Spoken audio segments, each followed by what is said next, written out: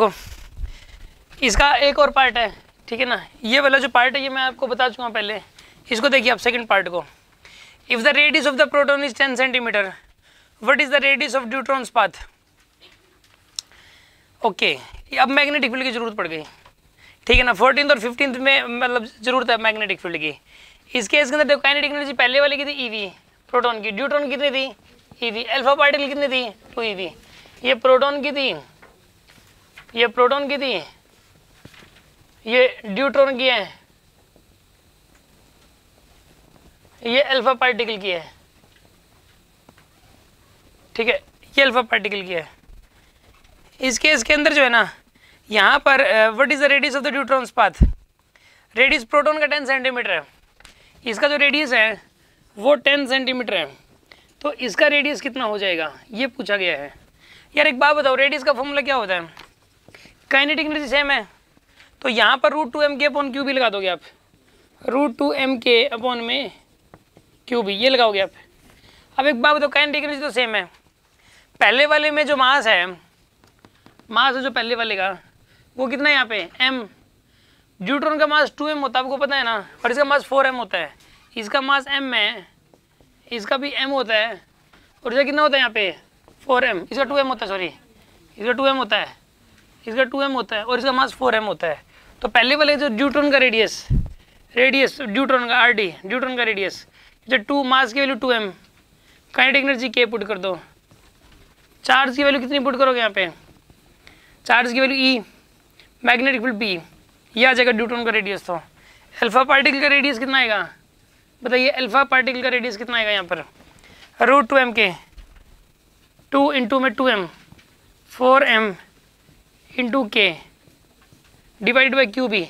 Q की value कितनी आ जाएगी यहाँ पे 2e इंटू बी, ये अल्फा पार्टिकल का रेडियस आ गया, ठीक है, न्यूट्रॉन का रेडियस आ गया, अल्फा पार्टिकल का रेडियस आ गया, ठीक है। इन दोनों का जो रेशियो है वो आपके पास निकल के आ जाएगा, ठीक है, इन दोनों का जो रेशियो है वो आपके पास निकल के आ जाएगा। इस केस के अंदर इसका 10 सेंटीमीटर दे रखा है आपको, ये वाली वैल्यू आपको दे रखी है 10, तो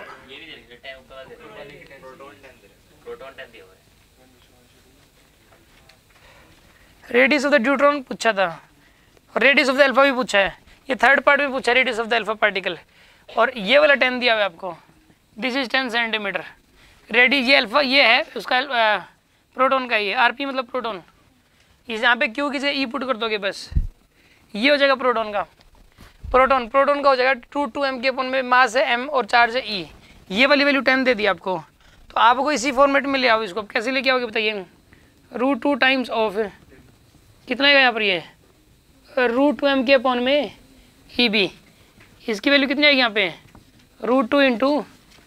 10, ये आ जाएगा आपके पास। और अल्फा पार्टिकल बताइए कितना आएगा यहाँ पर, अल्फा पार्टिकल के बारे में यहाँ पर क्या लिखोगे बताइए,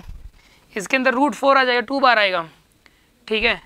2 यानी कितना आएगा यहाँ पर ये वाला 2m के डिवाइडेड बाय में 2EB, 2 से 2 कैंसिल हो जाएगा, ठीक है ना, तो ये वाली वैल्यू कितनी आ जाएगी फिर से 10 के बराबर आएगी, 10 सेंटीमीटर। क्या हो गया आपको, एग्जैक्टली काइनेटिक एनर्जी 2 क्या आएगी इसकी, इसमें काइनेटिक एनर्जी रेशियो 1:1:2 था, तो काइनेटिक एनर्जी मैंने क्या कैसे लिख दिया यार, 2 क्या आएगी काइनेटिक एनर्जी है, 2 क्या आएगी काइनेटिक एनर्जी, तो 2 की अगर आ रही है काइनेटिक एनर्जी तो इसमें से 2 को ही बाहर लेना पड़े। अब इसमें पता है कैसे होगा,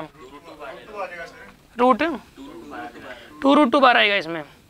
इसके अंदर जो है यहाँ पर ये k है, अब इसमें 2√2 बार ले लो आप, 2√2 बार आ जाएगा, 2√2 बार आ जाएगा, ये आ जाएगा 2√2 इंटू 10 आ गया बाय में 2, यानी कितना आएगा यहाँ पर ये 10√2 आ जाएगा आपके पास, ठीक है। तो इसका रेडियस है 10 सेंटीमीटर, इसका 10√2 और इसका रेडियस भी 10√2, सीधा √2m के अपॉन क्यू भी लगाना था आपको और कुछ भी नहीं करना था।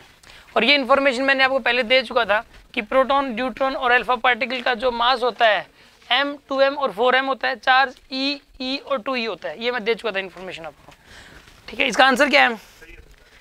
ठीक है, हो गया।